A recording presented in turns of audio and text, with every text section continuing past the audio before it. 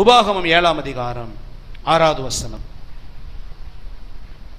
நீ உன் தேவனாகிய கர்த்தருக்கு பரிசுத்த ஜனம், பூச்சக்கரத்தில் உள்ள எல்லா ஜனங்களிலும் உன் தேவனாகிய கர்த்தர் உன்னை தமக்கு சொந்தமாய் இருக்கும்படி தெரிந்து கொண்டார். இஸ்ரவேல் ஜனத்தை முழு உலகத்திலிருந்தும் கர்த்தர் தன் ஜனமா என்ன செய்தார்? தெரிந்து கொண்டார். அதாவது உலகத்தில் இருக்கிற எல்லா ஜனங்களும் கர்த்தர் தான் படைத்தார். ஆனால் இஸ்ரவேல் ஜனங்களை தன்னுடைய சொந்த ஜனமாய் தன்னை ஆராதிக்கும்படி, தன்னை சேவிக்கும்படி, தன்னை பின்பற்றும்படி, தன்னுடைய ஸ்தானாபதிகளாய். கடவுள்னா யார்? கடவுள் எப்படிப்பட்டவர்? அந்த கடவுள் எதை விரும்புகிறார்? மனிதனை எதற்காக உண்டாக்கினார்? இந்த காரியங்களை மற்ற ஜனங்களுக்கு சொல்லும்படியாய், அடையாளமாய் காட்டும்படி ஒரு ஸ்தானாபதிகளாக கர்த்தர் இஸ்ரவேல் ஜனங்களை தனக்கென்று என்ன செய்தார்? தெரிந்து கொண்டார். சொல்ல போனா உலகத்தில் இருக்கிற ஜனங்களை விட்டு இந்த இஸ்ரவேல் ஜனத்தை தனக்கென்று கர்த்தர் என்ன செய்தார்? பிரித்தெடுத்தார். அதே போலதான் நம்மை சுற்றிலும் அநேக ஜனங்கள் உண்டு.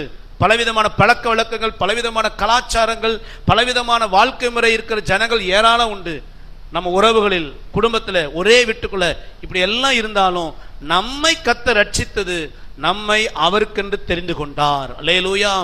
ஒரே வீட்டுக்குள்ள 10 பேர் இருப்பாங்க, ஒரே நபர் தான் ரட்சிக்கப்பட்டிருப்பாங்க. அந்த 10 பேர்ல அந்த ஒருவரை கர்த்தர் என்ன செய்திருக்கிறார்?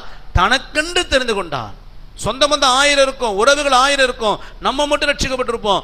ஏன் அப்படின்னா இத்தனை ஜனக்கூட்டத்தில் நம்மை கர்த்தர் அவருக்கு என்ன செய்தார்? தெரிந்து கொண்டார். இப்ப நீங்கள் நானும் இஸ்ரவேல் ஜனங்களை போல தெரிந்து கொள்ளப்பட்டவர்கள். தெரிந்து கொள்ளப்பட்ட நம்மை தேவன் ஏன் தெரிந்து கொண்டார்? எதற்கு தெரிந்து கொண்டார்? வாசிங்க லேவியராகமம் 20:26. கர்த்தராகிய நான் பரிசுத்தராய் இருக்கிறபடியினாலே நீங்களும் எனக்கு ஏற்ற பரிசுத்தவான்களாய் இருப்பீர்களாக. நீங்கள் என்னுடையவர்களாய் இருக்கும்படி உங்களை மற்ற ஜனங்களை விட்டு பிரித்தெடுத்தேன். தேவன் எதுக்கு பிரித்தெடுத்தாரா? அவரை போல நம்மளும் பரிசுத்தவான்களாய் வாழும்படி தேவன் நம்மை பிரித்தெடுத்தார். அல்லேலூயா. நம்ம இயேசுவை ரட்சித்ததை எதுக்குன்னா, இன்னொரு மதத்திலிருந்து கிறிஸ்தவ மதத்துக்கு நம்ம ஆள் சேர்க்கிறதுக்காக. எப்படி கட்சியில் உறுப்பினர் சேர்க்கிறாங்க, அதுபோல கிறிஸ்டியானிட்டியின் ரிலீஜியஸ்ல ஒரு உறுப்பினர் சேர்ப்புக்காக கர்த்தர் என்ன செய்யல? ரட்சிக்கல. நம்மை கர்த்தர் ரட்சித்தது நாம் அவருடைய ஸ்தானாபதிகளாக இந்த பூமியிலே வாழ. எப்படி வாழணுமா? அவரை போல பரிசுத்தமாய். இஸ்ரவேல் ஜனங்களை தேவன் தெரிந்து கொண்டது அவருக்காக பரிசுத்தமா வாழ.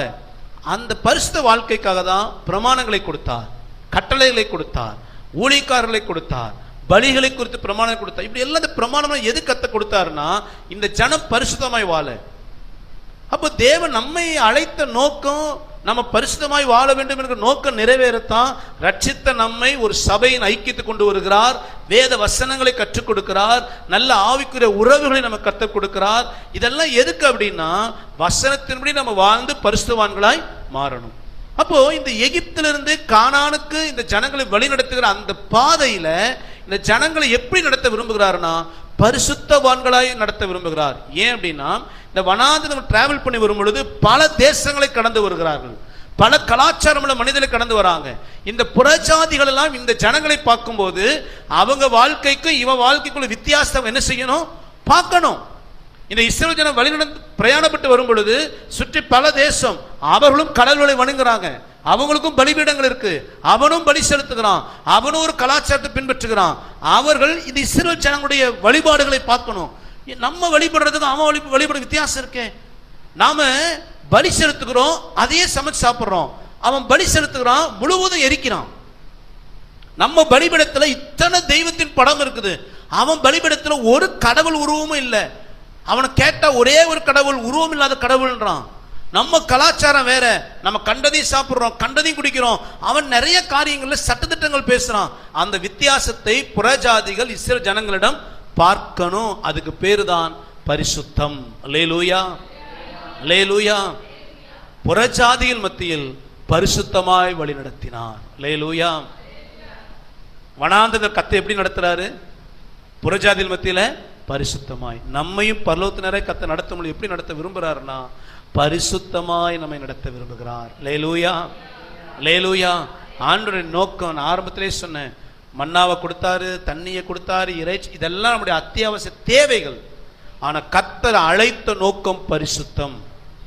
நீ நிறைய பேர் நினைக்கிறாங்கன்னா கர்த்தரை தெரிந்து கொண்டது ஐஸ்வர்யனாக்குவதற்கு, என்னை பணக்காரன், கர்த்தரை கூட இல்லாம எனக்கு இவ்வளவு ஆசீர்வாதம். கர்த்தர் இல்லாமல் இதை விட ஆசீர்வாதம் என்ன செய்யும் வரும். கர்த்தர் நம்ம கூட இருப்பதற்கு அடையாளம் ஆசீர்வாதம் அல்ல, சாட்சியுள்ள வாழ்க்கை.